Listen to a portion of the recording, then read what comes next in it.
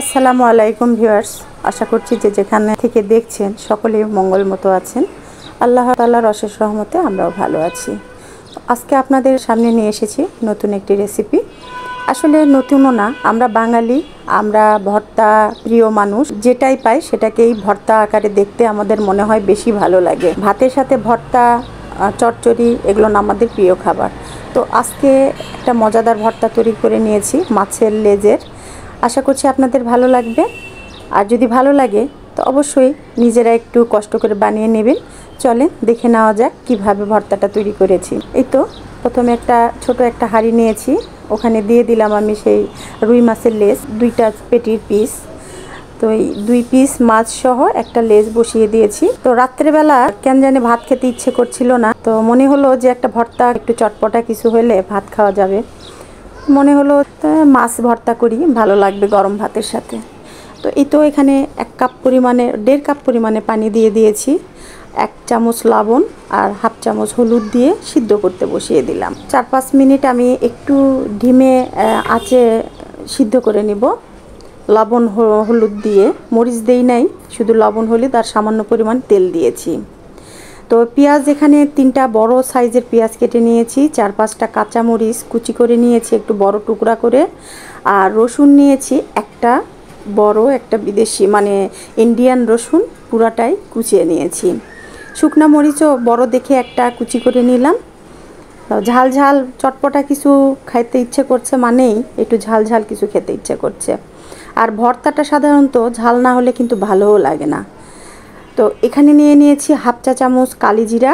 কালিজিরার ফ্লেভারটা আমার খুবই ভালো লাগে। আর লবণ 1/2 চা চামচ, পরিমাণ মতো আপনারা দিয়ে নেবেন আপনার মাছটা দেখে। 1/2 চা চামচ হলুদ আর মরিচের গুঁড়া। 5 মিনিট পরে ফিরে আসলাম।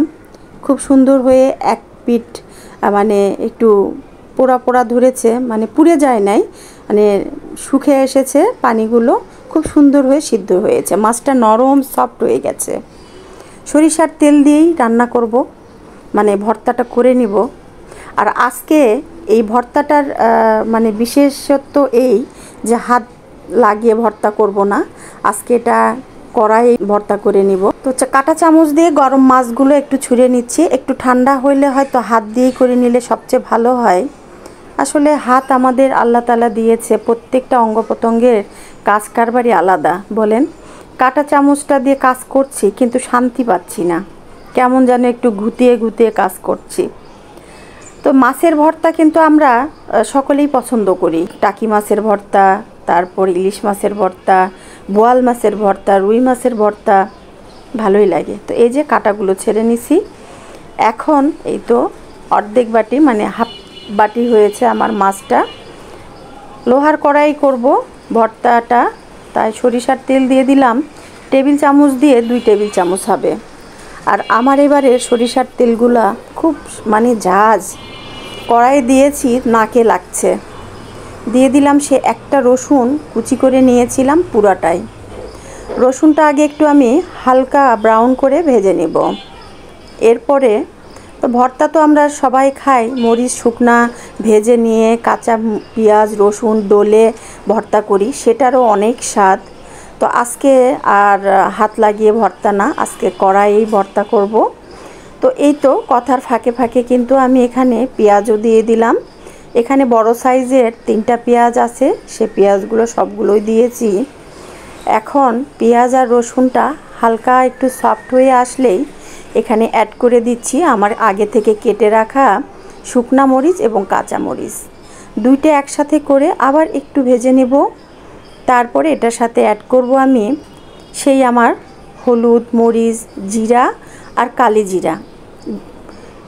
কালিজিরাটা আস্ত দিয়েছি আর সবগুলো মানে গুঁড়া দিয়েছি। এই তো সব একসাথে একটু অ্যাড করে নিয়ে 2-4 বার নাড়ুনি দিয়ে 1/2 কাপ পরিমাণে পানি দিয়ে দিব।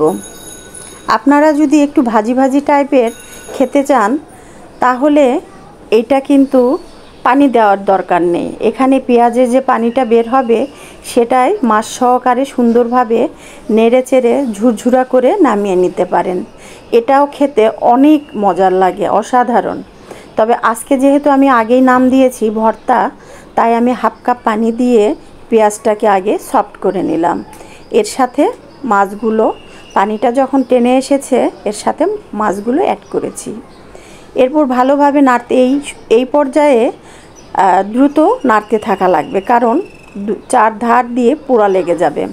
আর পোড়া যাতে না লেগে যায় এই জন্য একটু ঘন ঘন নেড়ে দিতে হবে। এই যে দেখতেই পাচ্ছেন, নেড়ে দিতে দিতেই কিন্তু ধার দিয়ে পুড়ে লেগে গেছে। এই তো ভালো করে নেড়ে চেড়ে পানিটা যখন শুকিয়ে যাবে, সুন্দর একটা তেল বের হয়ে আসবে ভর্তার ভিতর থেকে, তখন আমি এটাকে উঠাই নিব।